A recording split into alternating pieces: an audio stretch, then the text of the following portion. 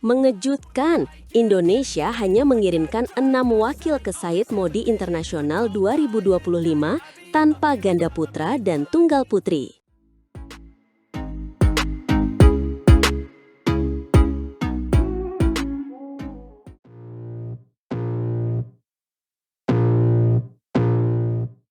Wah, ini berita yang cukup menghebohkan di dunia bulu tangkis. Turnamen Said Modi Internasional 2025 yang berlangsung di Lucknow, India dari tanggal 25 hingga 30 November ini ternyata jadi ajang penutup BWF World Tour tahun ini sebelum final besar di Hangzhou. Betul sekali, dan yang membuat kita semua terkejut adalah keputusan Indonesia untuk hanya mengirimkan 6 wakil saja. Ini jumlah yang sangat minim untuk turnamen sekelas Super 300, apalagi tanpa kehadiran wakil di nomor-nomor krusial seperti tunggal putri dan ganda putri. Ini pasti menimbulkan banyak pertanyaan ya. Mengapa tim Merah Putih begitu pilih-pilih dalam mengirimkan atletnya ke turnamen terakhir sebelum BWF World Tour Finals?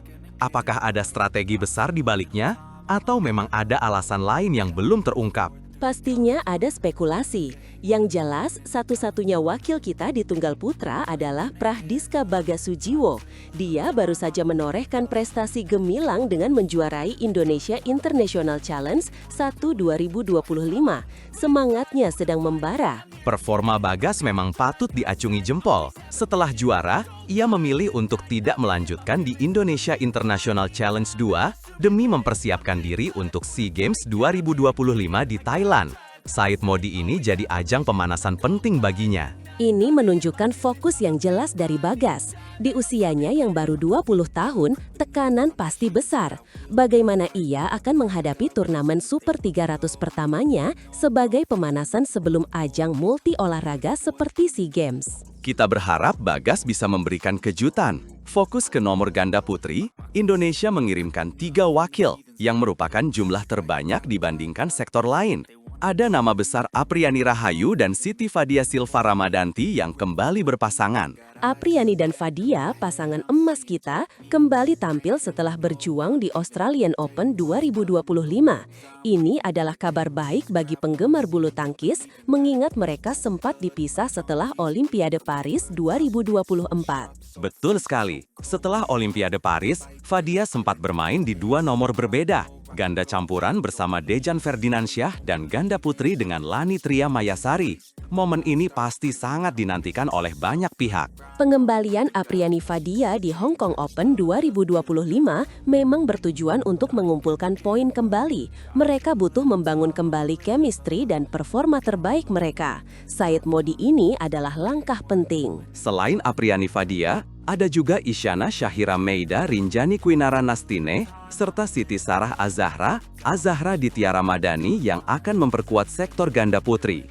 Ini menunjukkan potensi regenerasi yang cukup menjanjikan. Beralih ke ganda campuran, kita punya Marwan Faza, Aisyah Salsabila Pranata, dan Dejan Ferdinansyah Bernardine Anindya Wardana.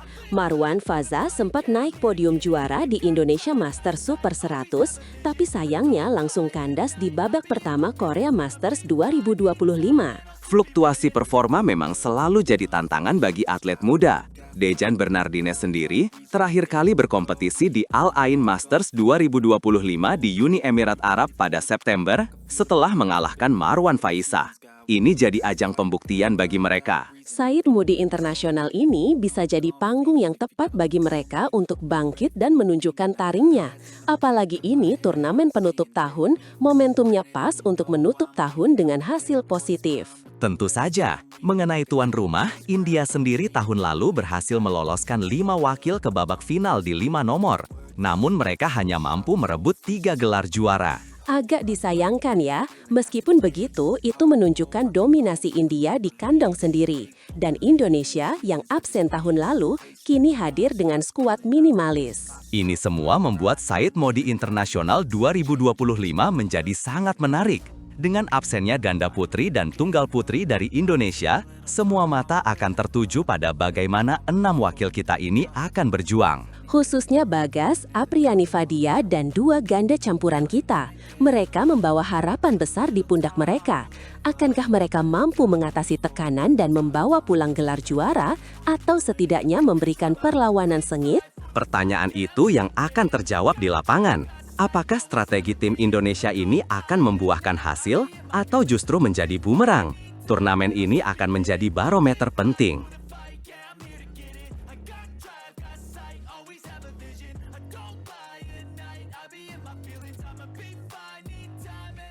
Hanya dalam 4 bulan, pasangan ganda putra Indonesia ini menggebrak dunia bulu tangkis, mengukir sejarah yang mengejutkan semua orang.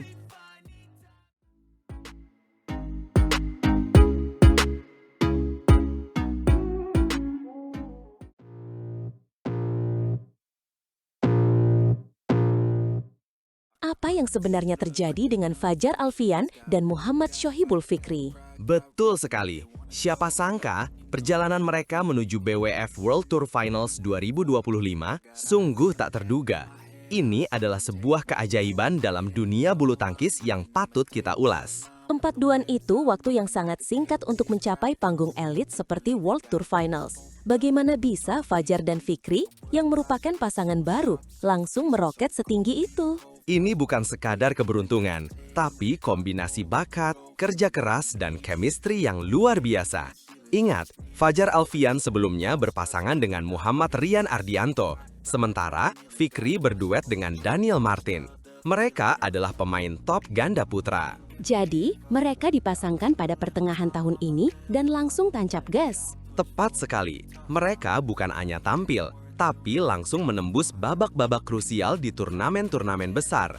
Mereka berhasil masuk final di China Open, Korea Open, Denmark Open, Prancis Open, dan yang terbaru, Australia Open. Dan jangan lupa, di China Open, mereka bahkan tampil sebagai juara. Sebuah gelar yang pasti sangat meningkatkan kepercayaan diri mereka. Kemenangan di China Open adalah fondasi penting kesuksesan mereka.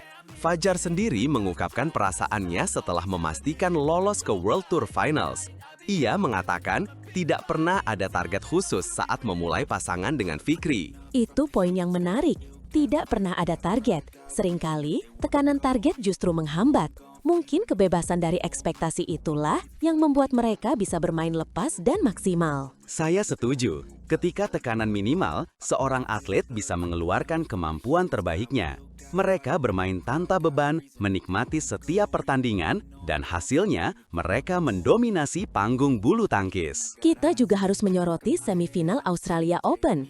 Fajar dan Fikri mengalahkan rekan senegaranya, Sabar Karyaman Gutama dan Mohreza Pahlevi Isfahani dengan skor ketat dalam 3 game. Itu adalah bukti mental juara mereka sudah terbentuk. Bertanding melawan sesama atlet Indonesia selalu punya tantangan tersendiri. Kemenangan ini menunjukkan bahwa mereka adalah pasangan yang sangat solid. Benar, dan BWF World Tour Finals itu sendiri bukanlah turnamen sembarangan. Ini adalah ajang prestisius yang hanya diikuti oleh 8 pasangan terbaik di ranking BWF World Tour. Tepat, pencapaian Fajar dan Fikri ini memang layak disebut luar biasa, mengingat mereka baru bermain bersama di Japan Open pada pertengahan Juli. Ini adalah cerita yang akan dikenang dalam sejarah bulu tangkis Indonesia. Sebuah lonjakan performa yang benar-benar epik. Dari nol dalam 4 bulan, langsung masuk 8 besar dunia. Ini bukan hanya tentang kemenangan, tapi tentang inspirasi. Inspirasi bagi atlet muda lainnya, bahwa dengan dedikasi dan fokus, kita bisa mencapai hal-hal luar biasa. Fajar dan Fikri telah menunjukkan bahwa di dunia bulu tangkis, kejutan selalu mungkin terjadi. Dan jangan lupakan potensi mereka di final Australia Open melawan Raymond Indra dan Nicolaus Joaquin. Meskipun hasilnya belum kita ketahui, pencapaian mereka sudah melampaui ekspektasi. Apapun hasilnya di Australia Open, tiket ke World Tour Finals sudah di tangan. Itu adalah hadiah terbesar dari kerja keras 4 bulan mereka. Ini adalah bukti kekuatan ganda putra Indonesia di kancah global. Kisah Fajar dan Fikri ini akan menjadi legenda. sebuah narasi tentang bagaimana dua individu yang baru dipasangkan bisa menjadi kekuatan dominan dalam waktu sesingkat itu. Mereka adalah simbol harapan baru bagi bulu tangkis Indonesia. Dengan pencapaian ini, kita bisa berharap lebih banyak lagi medali dan gelar juara dari pasangan Fajar Fikri di masa depan. Sungguh menakjubkan melihat mereka melesat begitu cepat. Ini membuat kita penasaran, strategi apa yang mereka gunakan dan bagaimana mereka bisa membangun chemistry secepat kilat. Mungkin ada banyak faktor, termasuk dukungan pelatih, persiapan fisik, dan mental yang matang. Semoga mereka terus bersinar di panggung bulu tangkis dunia. Dari China Open hingga World Tour Finals, Fajar dan Fikri telah membuktikan bahwa tidak ada yang mustahil. Mereka adalah bukti nyata, semangat juang dan adaptasi adalah kunci kesuksesan. Dan dengan perjalanan yang baru dimulai, kita semua menantikan lebih banyak kejutan dan prestasi gemilang dari pasangan ganda putra Indonesia. Selamat untuk Fajar dan Fikri.